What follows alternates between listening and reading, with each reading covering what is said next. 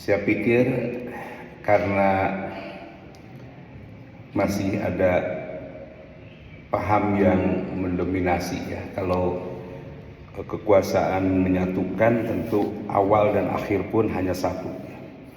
Kalau pada zaman Soekarno, zaman Soeharto, ngejehna lah gitu ya, untuk dengan keteguhan berbeda ya. Tetapi ya inilah kita di Indonesia. Kenapa ganjil semua kalau Muhammadiyah juga malam 21. Pas Muhammadiyah malam 22, kita malam 21. Ya kan? Muhammadiyah malam 23, kita malam 22. Besoknya 23. Jadi ganjil-ganjil semuanya. Baik Bapak-bapak dan Ibu-ibu, kita sudah membahas 3 episode terkait dengan tazkiyatun nafs ya. Tazkiyatun nafs, pensucian jiwa, yang kita bahas bagaimana pengaruh saum dalam penyucian jiwa. Saya laksanakan dulu apersepsi ya, mengaitkan pembelajaran yang lalu dan akan memasuki pada tazkiyatun nafs episode ketiga. Episode pertama dibahas bahwa pengaruh saum dalam penyucian jiwa atau tazkiyatun nafs itu pertama adalah melatih jiwa untuk menyempurnakan penghambaan diri kepada Allah Subhanahu wa taala. Disitulah kita dilatih pada Universitas Ruhaniyah yang disebut dengan bulan suci Ramadan. Dilatih jiwa kita untuk menyempurnakan penghambaan kepada Allah Subhanahu wa taala. Tak terasa ada yang menyebutkan malam 27 Ramadan itu puncak dari i'tikaf, walaupun masih ada satu malam lagi di malam 29.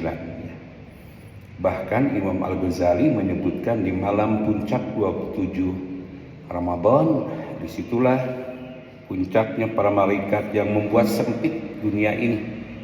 Lailatul Qadar itu ya, malam yang sempit karena para malaikat hadir di muka bumi ini. Nah, kenapa disebut malam kemuliaan Al-Qadar ini? Para mufassir menyebutkan karena di malam-malam Qadar itu lebih baik dari 1000 bulan atau lebih kurang 83 tahun. Maka pengaruh yang pertama saum dalam konteks tazkiyatun nafs, kita dilatih jiwa ini untuk menyempurnakan ibadah atau penghambaan jiwa kita hanya kepada Allah Subhanahu wa taala. Kemudian yang kedua, pengaruh saum terhadap tazkiyatun nafs adalah memperkuat motivasi dan melatih kesabaran. Jadi kita akan terdorong dengan faktor extrinsic motif ya, dorongan dari luar, dan dahsyatnya faktor-faktor intrinsik motif, faktor yang muncul dari dalam diri kita yang disebut dengan al-iman ya. Sehingga dalam konteks ini memperkuat motivasi dan melatih kesabaran. Disitulah kita diperintahkan oleh Allah Subhanahu wa taala agar kita senantiasa memohon pertolongan kepada Allah dengan pelatihan sabar dan pelatihan sholat ya. Wasta'inu bis sabri was sholah, dan mintalah pertolongan kepada Allah dengan sabar dan sholat. Wa innaha lakabiratun illa 'alal khashi'in, dan sesungguhnya yang demikian itu sangat berat ya sangat berat. Illa 'alal khashiyin, kecuali bagi orang-orang yang khusyuk, ya. Khusyuk dalam arti ketundukan kepatuhannya total hanya kepada Allah, tidak pada yang lain. Lalu yang ketiga, pengaruh saum dalam konteks tazkiyatun nafas adalah melatih jiwa berjihad melawan hawa nafsu. Di bulan Ramadan terjadi perang Badar di tanggal 17 Ramadan, ya. Para sahabat dengan Rasul yang mulia tidak membatalkan saumnya, tidak, tetap dalam keadaan saum, ya. Mereka mempersiapkan pedang, mereka mempersiapkan alat-alat untuk bertempur, dan saat itulah, walaupun dengan jumlah yang sedikit melawan jumlah yang besar, tetaplah kaum muslimin meraih kemenangan.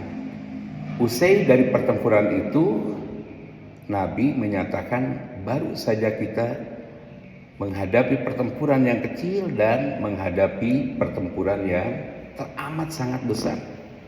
Wah, para sahabat itu bertanya, ya Rasulullah, bukankah perang Badar itu adalah pertempuran yang begitu dahsyatnya, begitu besarnya? Kita sedikit saja, tetapi kita bisa memenangkan dan mengalahkan mereka.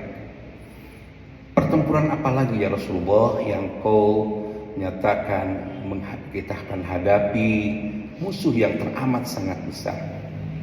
Maka Nabi menyatakan hawa muttaba adalah hawa nafsu yang kecenderungannya terus ingin diikuti, ya.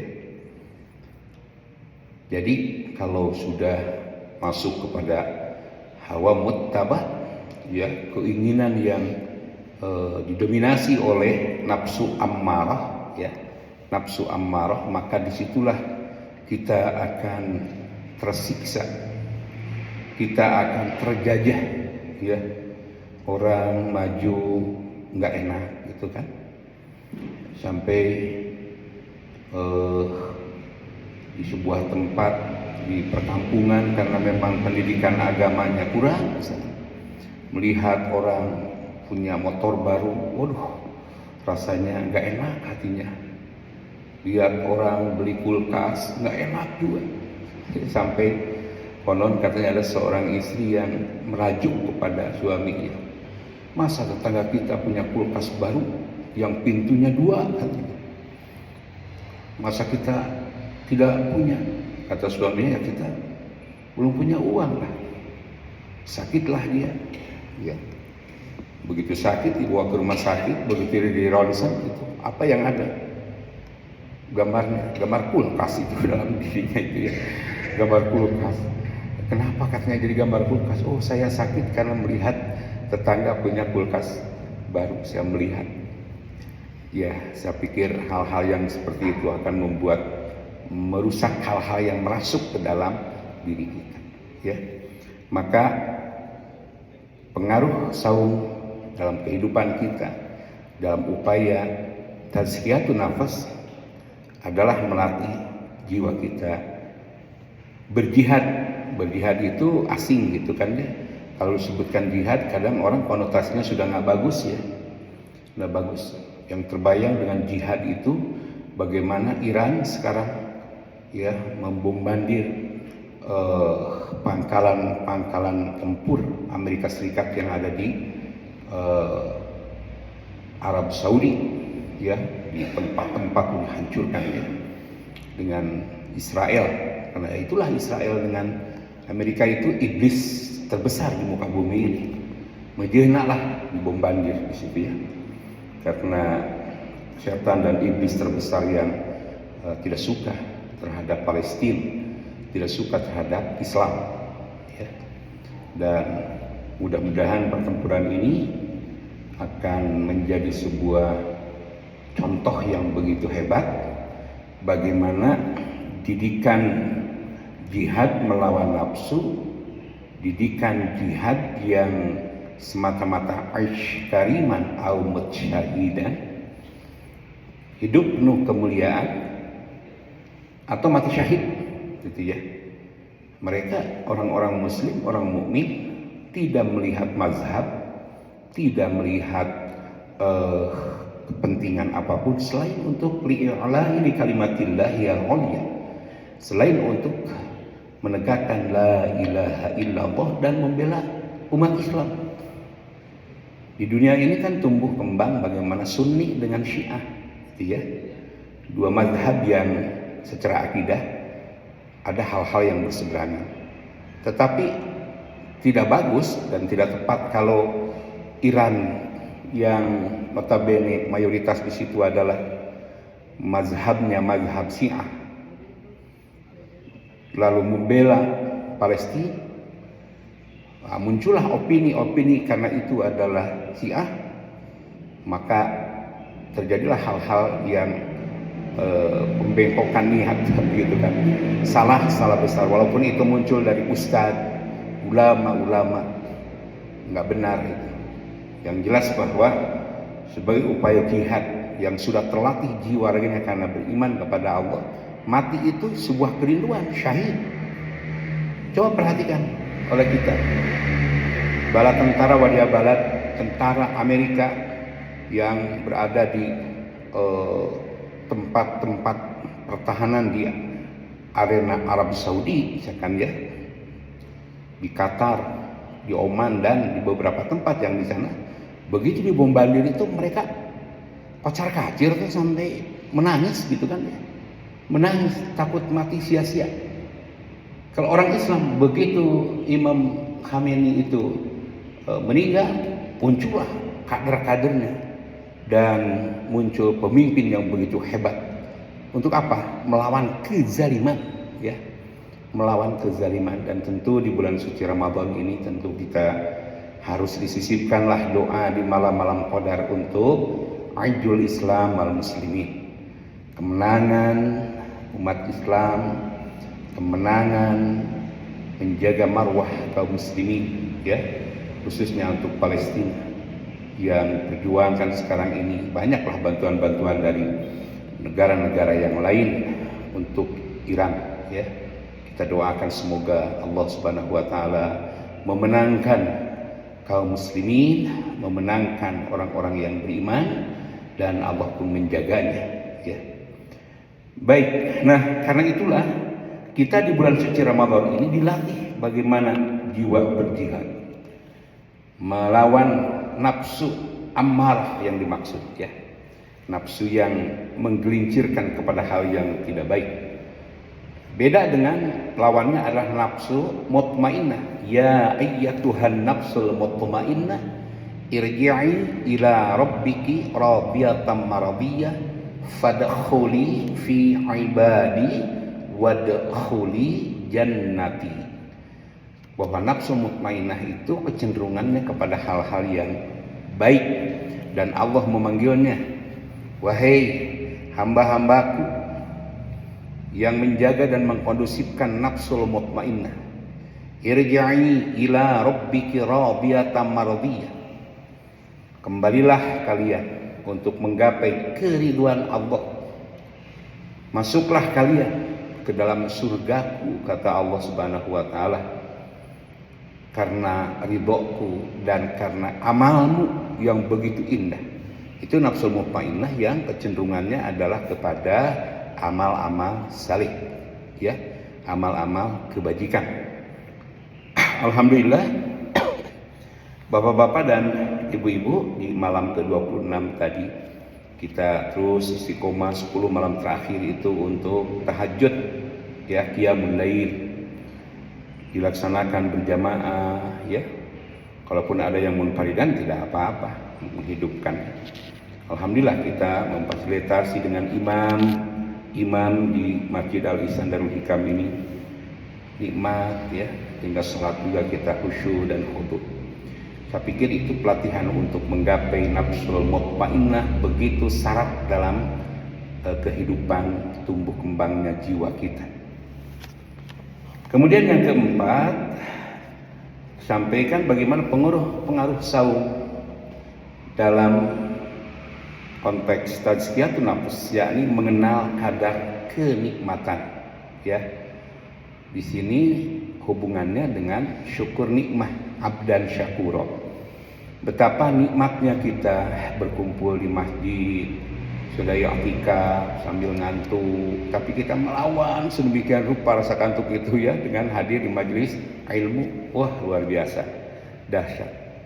Menjawab salam saya baru kali pertama mengulang salam di pagi ini. Kenapa? Kena jawaban apa nih? Wah, itu jawaban anak ya, nggak semangat menjawab salam aja nggak semangat karena sebuah perjalanan yang begitu melelahkan, misalkan ngantuk dan yang lainnya. Padahal tidak jadi alasan itu. Mengenal kadar kenikmatan. Wa in ta'udzu ni'matallahi la tuhsuha.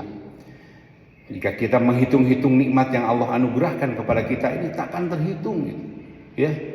Bahkan sekalipun lautan dijadikan tinta, ya. Kemudian tinta itu dipakai untuk menulis nikmat yang Allah berikan pada kita. Maka air yang ada di lautan itu sudah habis, tak cukup untuk menulis nikmat yang Allah berikan kepada kita.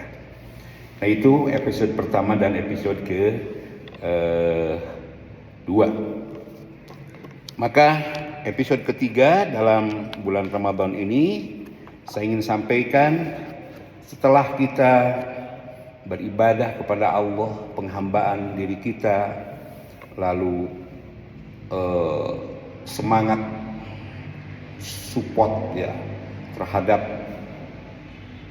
langkah-langkah ibadah yang terbaik, jihad untuk melaksanakan perlawanan terhadap nafsu ammarah dan mengkondusifkan nafsul mutmainnah. Dari semua yang kita lakukan itu boleh jadi ada hal-hal yang memang dalam hidup ini harus kita sempurnakan, harus kita jaga, karena boleh jadi ada amalan-amalan yang kita lakukan itu tidak sesuai dengan apa yang Allah berikan. Melalui pensucian jiwa maka akan terbongkar apa yang ada yang telah kita lakukan dalam kehidupan ini, yang seharusnya kita menjadikan Allah muraqabah yang selalu mengawasi, manco melihat diri kita dalam kehidupan ini. Tapi ternyata kita melakukan hal-hal yang biasa dan menganggap Allah itu tidak tahu apa yang kita lakukan. Nah, itu kan bahaya ya. Allah itu ada di atas arsy ya. Allah itu berada dalam posisi yang dia tempati. Tapi Allah itu maha mengetahui hamba-hambanya yang ada di muka bumi ini. Gerak hatinya itu tahu Allah itu ya. Nah, jika kita melakukan hal-hal ketidakbaikan, melaksanakan hal-hal yang kita lakukan itu patojaiyah gitu ya, inkonsistensi dengan apa yang diajarkan oleh apa-apa yang ditetapkan di dalam Al-Quran dan sunnah Rasul yang nyata, maka hendaklah kita untuk kembali kepada jalan Allah yang benar. Maka kembali itu yang sering kita dapatkan di dalam Al-Quran, ungkapan taubatan nasuha. Di dalam salah satu ayatnya, surah At-Tahrim ayat ke-8, Allah Subhanahu wa taala menegaskan, ya ayyuhalladzina amanu tubu ilallahi taubatan nasuha. Wahai orang-orang yang benar-benar telah beriman, bertaubatlah kalian kepada Allah dengan taubat yang sebenar-benarnya taubat. Para mufassir menyatakan bahwa yang dimaksud dengan taubatan nasuha adalah taba yatubu taubatan. Taubatan di sini memiliki makna ainabah, kembali. Kepada siapa? Kembali kepada Allah. Kembali kepada keriduan Allah Subhanahu wa taala. Kembali kepada track yang Allah gariskan di muka bumi ini ya. Lalu nasuha itu nasoha artinya adalah kesetiaan. Jadi taubatan nasuha artinya kembali yang disertai dengan kesetiaan. Mengapa kita berjuang berjibaku tiap malam di malam-malam qadar itu kita hidupkan di masjid di mana kita jangkau di Darul Hikam, di Pusdai, di Istiqomah, di Salman, ya, di Habibur Rahman, di Mujahidin, masjid-masjid jami, masjid besar yang di situ sekarang ini sudah begitu penuh sesak ya untuk mereka menghidupkan malam-malam qadar itu tidak seperti 20 tahun ke belakang ya, masih asing untuk i'tikaf itu. Wa atimmus siyam gitu kan, summa atimmus siyam. Jadi kemudian silahkan sempurnakanlah saum kalian ilal lail, summa atimmus siyam ilal lail wala tubashiruhunna wa antum aakifuna fil masajid. Dan hindari kalian untuk bersenang-senang, berhimpun dalam ibadah. Artinya suami istri ini ya, yang Allah berikan rambu-rambunya itu ya, dalam waktu apa? Wa antum aakifuna fil masajid. Sedangkan kalian sedang berdiam diri i'tikaf di masjid-masjid. Nah, untuk apa kita melakukan i'tikaf itu?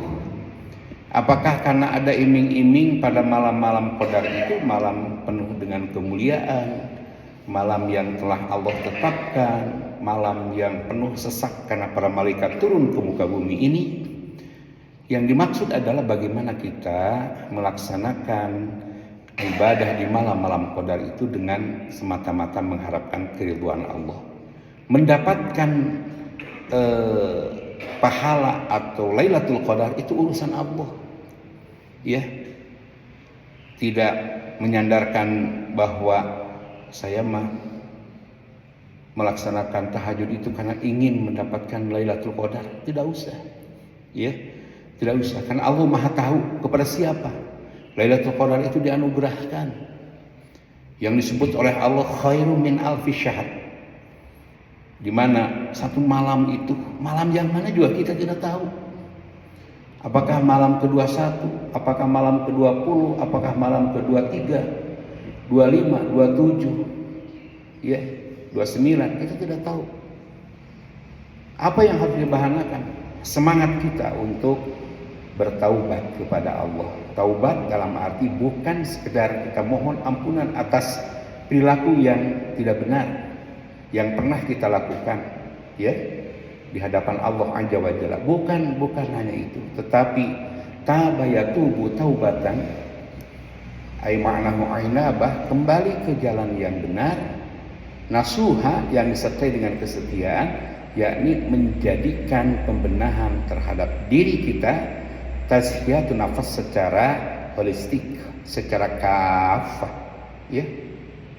Nah, sehingga tentu nanti ada bab yang begitu urgen. Usai kita mensucikan jiwa, maka disitulah ada yang dibahanakan dengan Idul Fitri, kembali kepada fitrah. Apa itu? Nanti dalam episode berikutnya kita akan bahas ya. Walaupun dalam waktu jadwal ceramah tarawih misalkan ya nanti. Nah, bapak-bapak dan ibu-ibu, jadi taubat itu salah satu hal yang urgen, yang sangat penting, dan pentingnya itu harus menghadirkan rasa butuh di dalam diri kita. Nah, lagi-lagi istilah operasional kita ya, membutuhkan, terukur karena butuhnya kita kepada Allah, maka kita hidupkan malam-malam qadar itu. Bahkan dalam hadis qudsi kita temukan, mohon maaf kalau ini sering Abah sampaikan, ada hal keterangan yang begitu menarik ya. Para malaikat berkata kepada Allah di malam-malam qadar, ya Allah, kenapa engkau tidak segera untuk mengabulkan permohonan hamba-hambamu di malam qadar ini? Hamba-hambamu yang berlumuran dengan dosa-dosa, mereka bersimpuh dan mohon ampunan kepadamu, tetapi engkau tidak segera untuk mengabulkannya. Nah, bagaimana jawaban Allah? Wahai para malaikat, biarkan ia memohon kepadaku. Aku rindu dengan rintihan para pendosa-pendosa yang memohon ampunan kepadaku. Allah itu rindu. Indah sekali ya. Allah itu rindu. Itu bahasa yang sangat harmonis. Yuhibbuhum wa yuhibbuna. Allah mencintai mereka. Itu bahasa yang sangat romantis Allah kepada para pendosa. Kenapa para pendosa itu sampai mendapatkan kerinduan dari Allah? Karena mereka menyatakan taubatan nasuha, ya, kembali kepada Allah yang disertai dengan kesetiaan. Mudah-mudahan Allah Subhanahu wa taala menganugerahkan kepada kita tidak hanya semangat di malam-malam qadar kita bersimpuh di hadapan Allah Azza wa Jalla, mensucikan jiwa kita, tazkiyatun nafas, namun sekaligus bahwa taubatan nasuha tumbuh kembang, ya. Bagaimana kita kembali kepada Allah dengan setia. La khaufun alaihim walahum yahzanun. Tidak ada kekhawatiran, tidak ada rasa takut. Semua itu betul-betul lillahi rabbil alamin. Demikian Bapak-bapak dan Ibu-ibu, kuliah subuh di subuh ke-26. Mudah-mudahan Allah Subhanahu wa taala menganugerahkan kepada kita getaran hati menuju tazkiyatun nafas untuk meraih pensucian jiwa dalam konteks kita bertaubat kepada Allah Subhanahu wa taala. Subhanakallahumma rabbana wa bihamdika asyhadu an la ilaha illa anta astaghfiruka wa atubu ilaik. Rabbana la tuzigh qulubana ba'da idh hadaitana wa hab lana min ladunka rahmah innaka antal wahhab. Rabbana atina fid dunya hasanah wa fil akhirati hasanah wa qina azabannar. Subhana rabbika rabbil izzati amma yasifun wa salamun alal mursalin walhamdulillahi rabbil alamin. Billahi fi sabilil haqq. Wassalamualaikum warahmatullahi wabarakatuh.